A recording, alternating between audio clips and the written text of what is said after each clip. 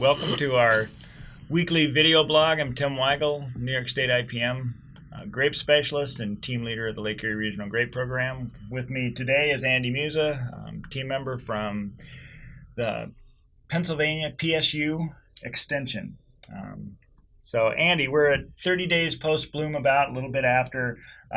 For most all varieties, we have a general idea of, everybody's gone out hopefully and done crop estimation. They know what size crop they have. Especially with Concords, we kind of kick in and say, oh, now we have to worry about powdery mildew. So with powdery mildew, what should we be looking at? What are some of the concerns or non-concerns?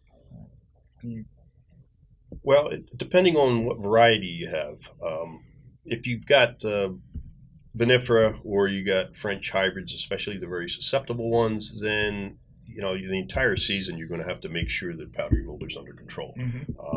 But if you're talking something like Concord, some of the other American varieties, then hopefully at this point, like you said, they've put on those critical sprays, at least the immediate pre-bloom, and that 10 to 14 days later, put on another spray to protect the clusters. And now what you're looking for is protecting the leaves. So you look at the canopy and you see what kind of pressure you have.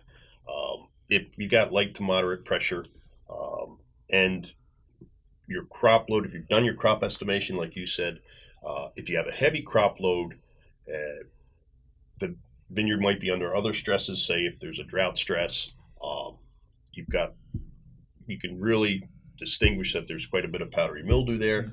Then you probably benefit from keeping the leaves cleaner longer, because if the weather turns that it's not that great for ripening, you got that heavy crop load, you have those stresses, the powdery mildew is going to be more of a problem for preventing photosynthesis. So then I would say probably put another spray on. But it's going to depend on also the grower's experience and what they think they can tolerate. Okay, now you say put another spray on. So you probably have, even if you can't see it, you probably have some existing infections of powdery mildew there. So, and one of our concerns is resistance management. So what are your recommendations? What are some of the things that growers should be thinking about for resistance management, making sure that you're taking care of those infections, you're providing some protection forward, but not creating resistance any faster than need to?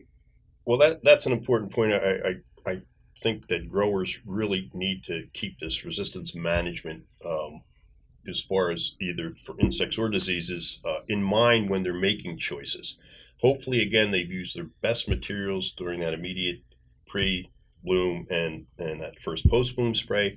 And now in the season, you can, to keep the leaves clean, you can go to other materials that have been used maybe in the past more, but we're trying to get away from and use those a little bit less. So maybe some of the SIs, sterile inhibitors, things like that.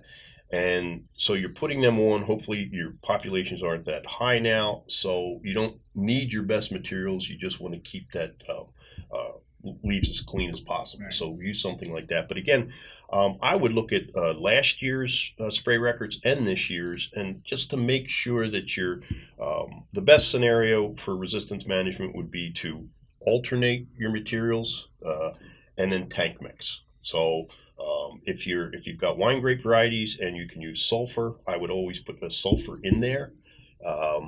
Depending on if you're making wine at the end, you got to watch the end product. Watch what the with the sulfur. winemaker Yes, wants. watch what the winemaker wants.